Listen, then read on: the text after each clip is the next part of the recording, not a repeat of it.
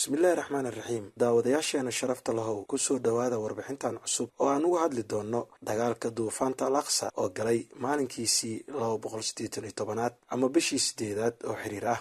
muddadaas 8 bilood ahna waxaa la dagaalamayay ee hortaagnaa ciidamada gumaysiga waa 2,000 oo dagaalyahanada al qasaam ah. keliya waxay garab militari ka helayaan walaalahood saraaya al qudus oo ah garabka militari ee jabhadda jihaad islaamig.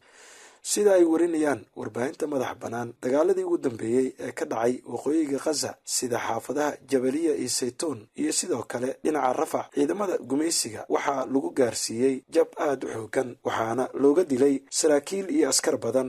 sidoo kale waxaa looga gubay dhowr taangi oo nooca merkaafa ah. balse haddii aan u gudagalno muhiimadda warbixinteena, sida ay qirteen saraakiisha iyo warbaahinta gumaysiga laftooda, dagaaladii ugu dambeeyey ee rafac ka dhacay waxaa looga dilay ilaa 4 askari. si gaar ah waxaa loogu dilay dagaalka xaafadda xayu saytuun. 4 askari ayaa la dilay xilli ay ku sii socdeen inay howlgal gaar ah ka fuliyaan iskuul ku yaala xaafadda saytuun, balse sirdoonka xamaas oo kasii warhelay dhaqdhaqaaqa askartan ayaa sii meeneeyey aagga ay doonayeen inay howlgalka ka fuliyaan iyo wadooyinka soo gala iskuulka.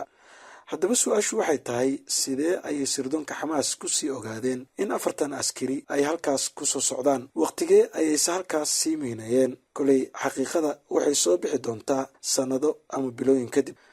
sawirkan waa 4 askari ee shalay lagu dilay dagaalka rafac, waxaana dhimashadooda xaqiijiyey wargeyska The Times of Israel. sidoo kale sawirkan waa mid ka mid a askarta gumaysiga ee la dilay. sida muuqata wuxuu xambaarsan yahay dhaawaca askari kale. dabcan sida aad arki kartaan, 4toodaba waxay ahaayeen kuwo ku jira da'da 20aad.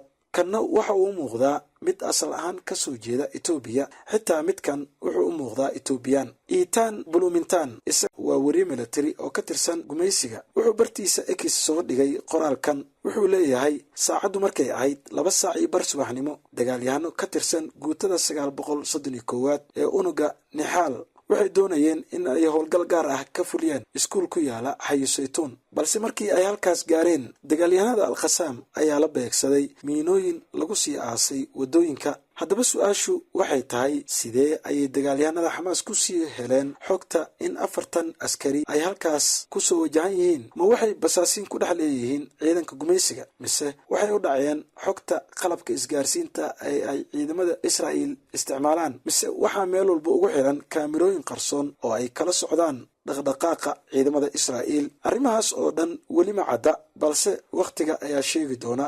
sidoo kale maabkan wuxuu muujinayaa xaaladihii ugu dambeeyey ee dagaalka rafac. halkan waa deegaanka xayu saytuun. taangiyada gumaysiga iyo askartooda ayaa si ah ku soo galay, balse dagaalyahanada xamaas ayaa wadooyinka iyo dhismooyinka ugu sii xiray miinooyin. sidoo kale wuxuu dagaal culus weli ka socdaa hareeraha rafac, waxaana dhowr kamiin ay dagaalyahanada xamaas ku beegsadeen ciidanka gumaysiga.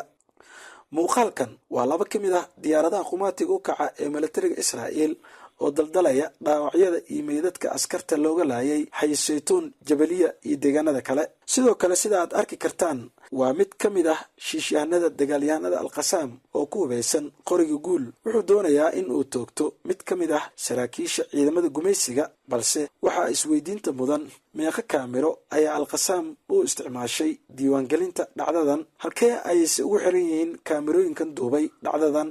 ilaan sida aad arki kartaan, sawirada dhowr jiho ayaa laga duubay.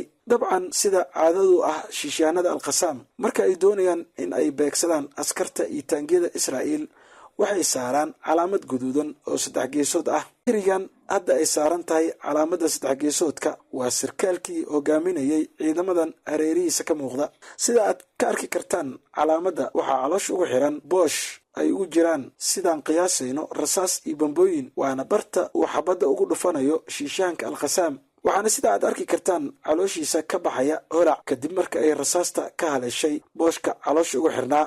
holaca wuxuu u baxayaa kor iyo hoos, isla markiina goobta ayuu ku dhimanayaa. sidoo kale sawirkan wuxuu muujinayaa in goobta ay ka agdhow yihiin dhowr taangi oo nuuca merkaafa, kuwaasoo gaaraya ilaa 3 taangi. sidoo kale waxaa ku sugan ilaa 10 askari oo ciidamada gumaysiga ka tirsan. haddaba waxaan dareemi karnaa sababta ka dambaysay in dagaalyahanada qasaam ay hakiyaan howlgalladoodii militari wixii ka horreeyey shalay.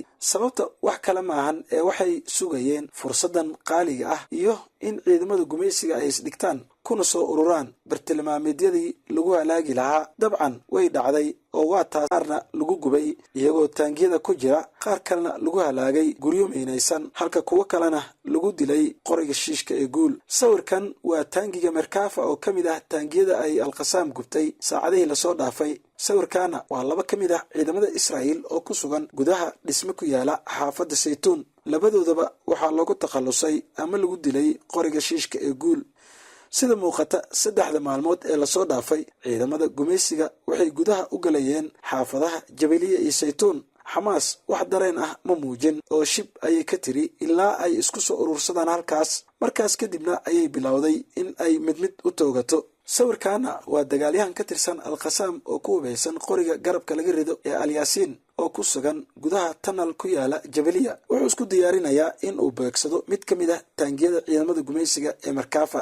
sawirkan waa guri ay deganaayeen shacabka reer Gaza, gaar ahaan wuxuu ku yaalaa xaafadda Jabaliya. wuxuu burbur ka soo gaaray duqeyntii ciidamada gumaysiga, balse waa qayb ka mid ah qaladaadka istiraatiijiga ah ee ay galayaan ciidamada gumaysiga. maxaa yeelay markay gudaha u soo galaan xaafadaha, waxay gabaad ka dhigtaan isla guryihii ay duqeeyeen ee burbursanaa, halka dagaalyahanada Al-Qassamna ay ka soo hoos baxaan godod hoos mara dhismayaashaas. kadibna waxay soo galaan dhismaha kale ee ku dhegan halka ay ku sugan yihiin ciidamada gumaysiga. kadibna si sahlan ayay u beegsadaan, islamarkiina goobta ayay isaga baxsadaan iyadoo uusan soo gaarin wax khasaaro ah. dhinaca kale, saraakiisha gumaysiga waxay sheegeen inay jiraan diyaarado drones ah oo hawada kala socda dhaqdhaqaaqa dagaalyahanada Al-Qassam, kuwaasoo duuba meelaha ay askartooda ugu soo ridaan rasaasta iyo gantaalada garabka laga rido. muuqaalkan waa diyaaradaha droneska oo duqeynaya guri ay sheegeen in rasaas looga soo riday, balse sida looga bartay Al-Qassam, marka ay meesha ka fuliyaan howlgal kuma sii nagaadaan ee islamarkiiba waa isaga baxaan iyagoo dib ugu laabta godadka dhulka hoostiisa uga qodan. muuqaalkan waa koox ka mid a yuhuudda loo yaqaano Xoreydi. waxay dejinayaan calanka Israa'iil iyagoo ka banaanbaxaya jiritaanka Israa'iil. asal ahaan waa koox diimeed yuhuudda ka tirsan, waxayna isku arkaan inay yihiin yuhuudda asalka ah maadaama ay ku dhaqmaan caadooyin diimeedka yuhuudda, noloshoodana ay sidaas ku saleeyaan. sidoo kale waxay ku doodaan in ay doonayaan in dowladda Israa'iil lagu maamulo kitaabka Towreedka.